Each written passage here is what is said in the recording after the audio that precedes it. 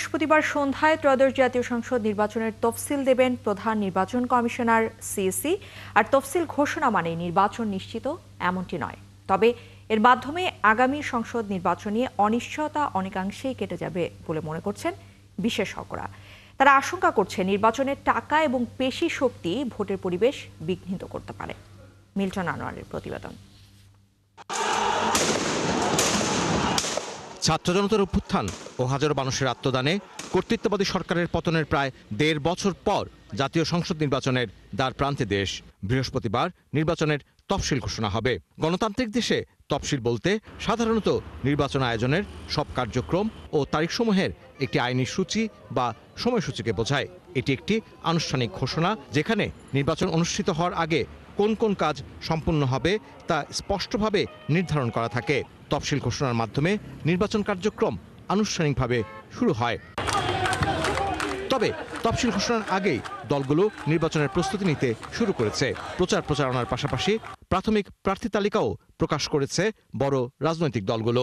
তারপরেও বিশেষজ্ঞরা বলছেন, তফসিল মানেই নির্বাচন নয়। তফসিল ঘোষণার পর রাজনৈতিক পরিস্থিতির উপর নির্ভর করে সুষ্ঠু নির্বাচন। তফসিল ঘোষণা করা মানে নির্বাচন অনুষ্ঠানের একটা গুরুত্বপূর্ণ পদক্ষেপ নেওয়া। আমাদের রাজনৈতিক দলগুলো যদি ছলে বলে কলে কৌশলে নির্বাচনী বৈতরণী পার হওয়ার জন্য যদি বদ্ধপরিকর থাকে, নির্বাচন হওয়ার ব্যাপারে সংখ্যাটা বাস্তবে রূপায়িত হতে পারে। তফসিল ঘোষণার পরে কোনো নির্বাচন বন্ধ হয়ে যায় না। কোনো ক্ষেত্রে পুনঃতফসিল করা হয়েছে 2008, 1991 নানা কারণে। আমাদের দেশে এই রেকর্ড নাই যে তফসিল ঘোষণা করে সে নির্বাচন ভণ্ডুল হয়ে গেছে, এরকম এক্সাম্পল নাই। দেশ নির্বাচনের পথ অনেকটা এগিয়ে গেল। রাজনৈতিক দলগুলোর মধ্যে সংঘাত ও টাকার খেলা সুষ্ঠু নির্বাচনের ক্ষেত্রে বড় হুমকি বলে মনে করেন তারা। পলিটিক্যাল পার্টির এই যে প্রাক নির্বাচনকালীন যে প্রচারণা অনুষ্ঠান, সেখানে অন্য পলিটিক্যাল পার্টি আক্রমণ করছে, এগুলো কিন্তু হচ্ছে, কয়েক জায়গায় হয়ে গেছে। কাজে আমার কাছে মনে হয় যে পলিটিক্যাল পার্টিগুলো অনেকেই অ্যাডামেন্ট হয়ে যাবে যে আমাদের নির্বাচনে জিততে হবে, অন্যকে স্পেস দেওয়া যাবে না।